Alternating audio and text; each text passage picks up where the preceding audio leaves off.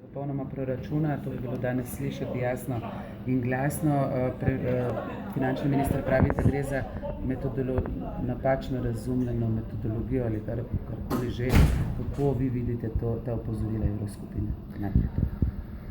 Torej, brez dvoma predstavljajo ta opozorila za nas neko presenečenje glede na dokaj optimistične napovedi finančnega ministra. Jaz v resnici upam, da se ne moti in da bomo kljub vsemu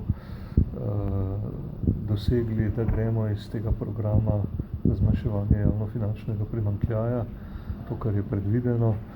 Zdaj, tu pa dejansko nimamo dovolj podatkov. Govorimo pač o nekih strukturnih spremembah v proračunu, ne vemo točno, zakaj se gre. Mislim, da finančni minister omenja migracije. Jaz upam, da to drži in ko bomo videli seveda točno, o čem govorimo, bomo tudi lažje komentirati. Danes je gospod Mramor zastopal diametralno nasprotno stališče o usklajevanju pokojnin kot vaša stranka včeraj. No, glejte, njegovo osebno mnenje je pač možno, dopustno. Dejstvo je pa, da ni edini, ki o tem odloča.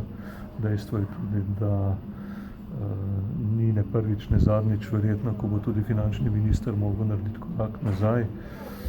Čudi me njegovo hitro komentiranje. Namreč mi smo podprli predlog, ki ga je dal svet SPIZ-a. Jaz mislim, da so člani sveta vejo, o čem govorijo. Po drugi strani se pa tudi mi moramo vsi zavedati, da dejansko ena velika večina ali pa najmanj polovica upokojencev živi praktično na pragu revščine in da tu govorimo, če bi bil ta predlog usklajevanja sprejet, o okrog 20 milijonih in končno besedo bo seveda imela vlada kot celota, ne pa samo finančni minister.